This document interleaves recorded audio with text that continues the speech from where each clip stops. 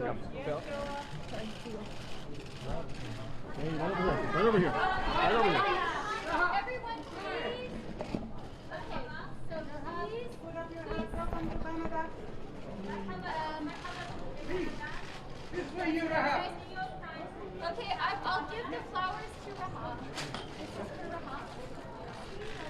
Okay, so everyone, this is Rahaf Alqunun, a very brave new Canadian.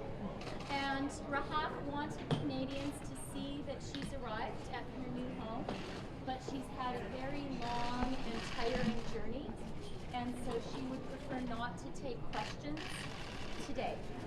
So please respect her. She's a very brave young woman who's been through a lot, and she is now going to go to her new home, and then I'll come out and say a few words. Can we just... رهف كلمة بالعربي. رهف كلمة بالعربي. Okay, guys, please be respectful of her. She's had a really long journey. Okay? When are you coming back? Thank you, Minister. So it was a pleasure for me this morning to welcome to her new home a very brave new Canadian, Rahaf Alqunun. She is obviously very tired after a long journey, and she preferred to go and get settled. I'd also like to, but she did, it was Rahaf's choice to come out and say hello to Canadians. She wanted Canadians to see that she's here, that she's well, and that she's very, very happy to be in her new home, although she did comment to me about the cold. I told her it does get warmer. I would also like to take this opportunity to really thank Canada's outstanding diplomats around the world, particularly our fantastic embassy in Thailand and our wonderful ambassador, Ms. Donna Kapati. She has done great work. I'd also like to thank the United Nations, UNHCR, and the government of Thailand, and I'm happy to answer a couple of questions. Minister, what does this mean for the relationship with Saudi Arabia? What does this mean for Canada's relationship with Saudi Arabia? Can you describe the last 48 hours where Canada was considering her request for asylum, and what reasons did Canada accept this? So as the Prime Minister said yesterday, UNHCR, after speaking with Rahaf, after considering her situation, gave her refugee status.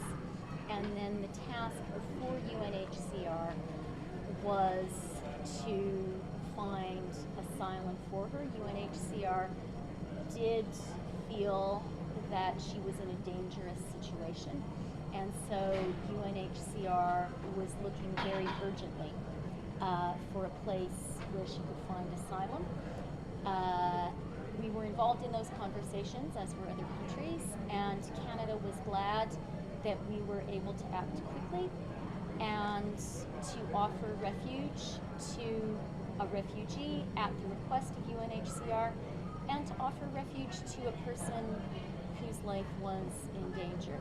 Minister, what is your message for other women who are in a similar position as Rahaf, who can't get out, and who may not have the notoriety or the social media appeal that she had? Is the message here that Canada is prepared to take you in as well if you want a place to be free?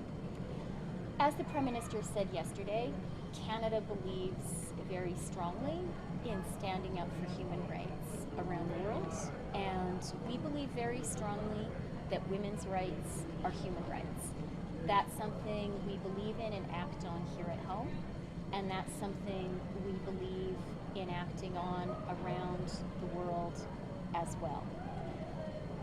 It is absolutely the case that there are many women, far, far too many women, who are in dangerous situations, both in Canada and around the world. For a single woman or girl to be in a dangerous situation is one too many.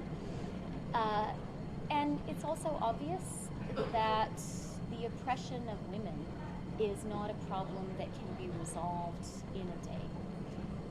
But rather than cursing the darkness, we really believe, I believe, in lighting a single candle. And where we can save a single person, where we can save a single woman, that's a good thing to do. And I would like to also emphasize that this is part of a broader Canadian policy of supporting women and girls in Canada and around the world. And I also want to emphasize, we as Canadians should not be complacent. There are women and girls in Canada right this minute who are in dangerous situations, and we have a responsibility to them as well.